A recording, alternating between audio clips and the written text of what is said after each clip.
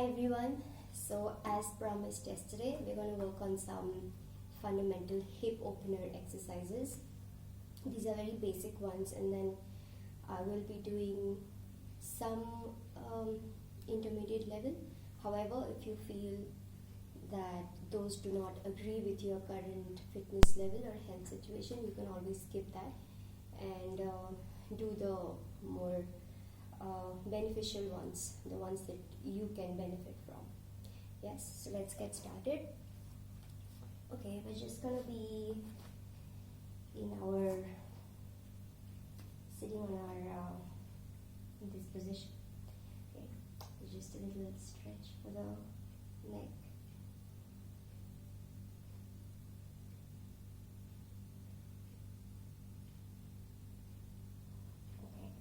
So the first one that we'll be doing, so I'll be doing all the exercises on one side. You can repeat it. So you can sit in this is called a double pigeon pose, in which you just stack your leg up on top of each other. Simple. Okay. And here I'm going to give you some tips, because a lot of us do these simple things, and the best part about these simple exercises is that because it's simple, we often tend to overlook some minor details, So the devil is in the details. What you want to do here is that you want to keep your spine long and don't round the back.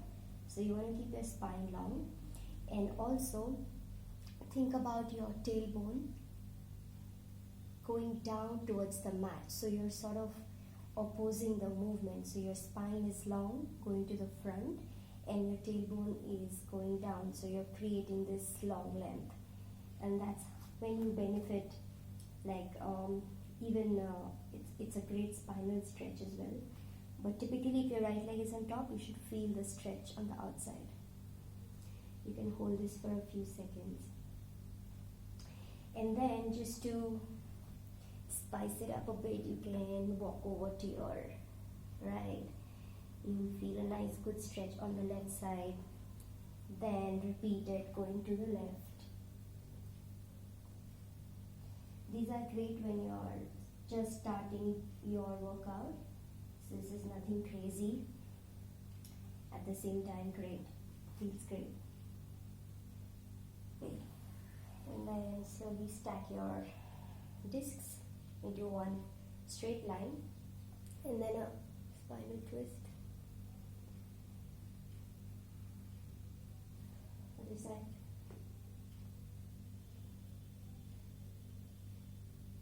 Of course, you can repeat on the other side. Then you can go to the pigeon pose. This is one of my favorite. You can keep your leg in front. Make sure the leg that is stretching at the back is straight behind you, and make sure that your foot is not turning inside. These are some details which people miss out on. Yeah. So you want to keep the toes behind you straight. And what I like to do is that since it's quite a simple stretch, and if you feel that you're not getting enough out of this, you can do a few variations. Okay. You can keep your hands out of the mat, and you can drop the chest down and push back to feel a nice stretch at the back as well, like a little compression, not too much, just a little bit. And then maybe just drop the shoulder, right shoulder, and then left shoulder. Feels great. Nice stretch for the spine as well. At the same time, you're stretching your left hip flexor if your left leg is behind.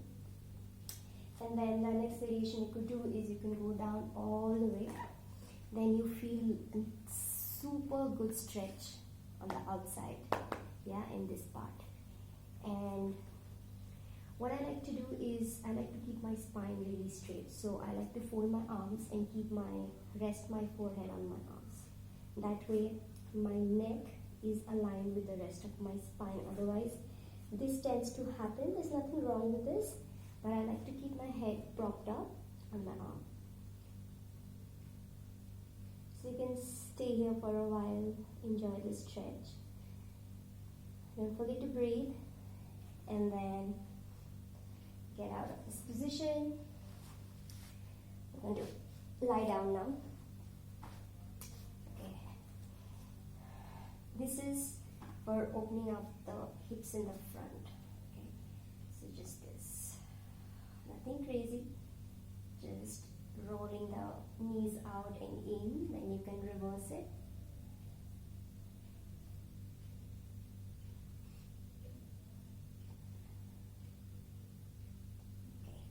I'm going to work with my left leg so you can see what's happening with my right.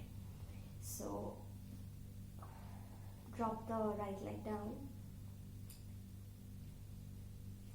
Now I can straddle the left leg in your arms, bringing the knee closer to the chest, and you can just rock from side to side. This is a great stretch.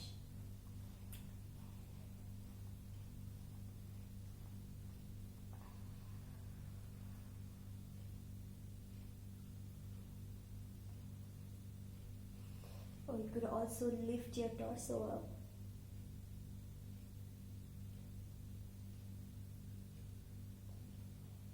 And drop. And then place your hand on the arch of the foot and just, this is like a modified happy baby pose, which you usually tend to do with both legs, but the right leg remains down. Now what is happening here is that while the front of your hip and your left hamstring is getting a nice stretch, your right leg remains firm on the mat. The tailbone is pressing down, reaching down towards the heel. So if you see, my back is long and straight. It's not arching. Yeah, and the glute is in contact with the mat. It's not lifting up. And then if you feel a little adventurous, maybe you can start to stretch that leg out if you feel you're up for it and you're warm enough. Otherwise, if not, you can just hang in there with the leg bent, knee bent.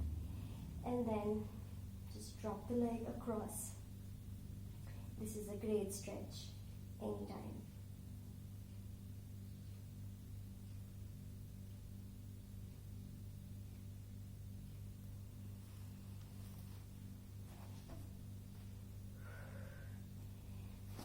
And you can repeat this obviously on the other side.